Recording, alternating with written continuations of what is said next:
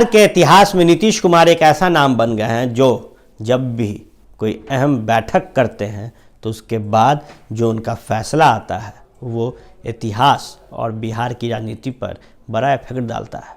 आपको याद होगा कि कुछ ऐसा ही अहम बैठक बंद कमरे में नीतीश कुमार ने 2.5 साल पहले किया था, जिसके बाद गठबंधन से वो अलग हो गए थे। उससे पहले जब भाजपा में थे और एनडीए की सरकार थी तो एक अहम बैठक किया था नीतीश कुमार ने, जिसके बाद उस गठबंधन से भी वो बाहर हो गए थे और महागठबंधन में चले गए थे। ऐसे में अब एक बार फिर पटना में बैठक कर रहे हैं नीतीश कुमार और इस बैठक में प्रशांत किशोर मौजूद हैं।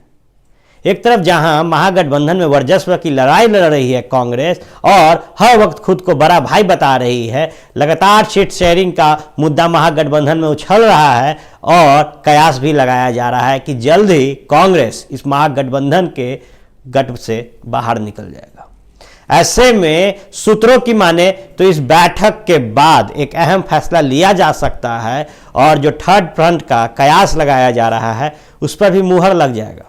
जिस तरीके से कांग्रेस अपने वर्चस्व की लड़ाई में अव्वल नजर आ रही है, क्योंकि 3 राज्यों के परिणाम के बाद कांग्रेस ने बीजेपी को छत्तीसगढ़, राजस्थान और मध्य प्रदेश में पछाड़ दिया था। उसके बाद लगातार कांग्रेस मुखर होकर हर दल में खुद को बड़ा भाई साबित कर रही है।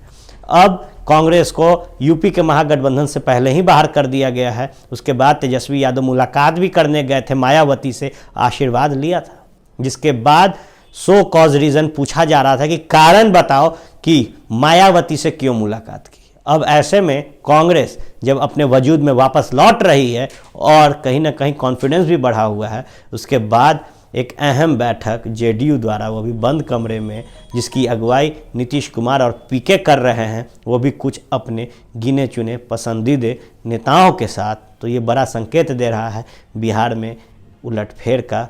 और थर्ड फ्रंट की जो कयास लगाई जा रही है उसको कहीं ना कहीं ये पुख्ता तौर पर प्रूफ कर रहा है कि थर्ड फ्रंट जल्द से जल्द बिहार में देखने को मिलेगा, क्योंकि 7 दलें हैं महागठबंधन में और सीट को लेकर बहुत भूचाल हो रहा है इस महागठबंधन में। हर पार्टी अपने सम्मानजनक सीटों की बात कर रही है और कह रही है कि हमें हमारे सम्मान के हिसाब से सीटें दी जाए। लोकसभा के लिए 40 सीट है, राजद सबसे बड़ा घटक दल है, 20 सीटों पर राजद लगातार बात कर रही है और बचते हैं 20 सीट, जिसके लिए 16 पार्टियां हैं।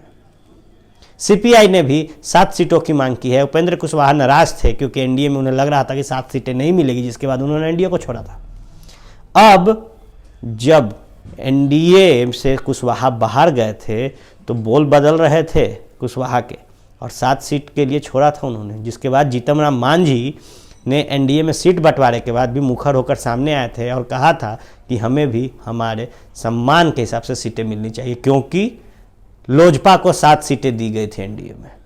ऐसे में जब 40 सीटों का समीकरण सही से नहीं बैठ पा रहा महागठबंधन में, कांग्रेस खुद को हर वक्त अव्वल बता रही है, आरजेडी 20 सीटों से कम पर नहीं मानने वाली है।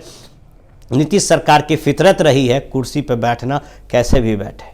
तो थर्ड फ्रंट बहुत ही जल्द बिहार में देखने को। आप जुड़े रहे भारत लाइव टीवी के इस यूट्यूब चैनल से। हम आपको पल पल अपडेट्स देते रहेंगे और जोड़े रखेंगे बिहार के राजनीति के साथ साथ देश की राजनीति से। धन्यवाद। हमारे फेसबुक पेज को लाइक करें, ट्विटर पर फॉलो करें न्यूज़ बिहार लाइव, और साथ ही साथ हमारे यूट्यूब चैनल को सब्सक्राइब करें। सब्सक्राइब करने के बाद बेल आइकन दबाना ना भूलें। धन्यवाद।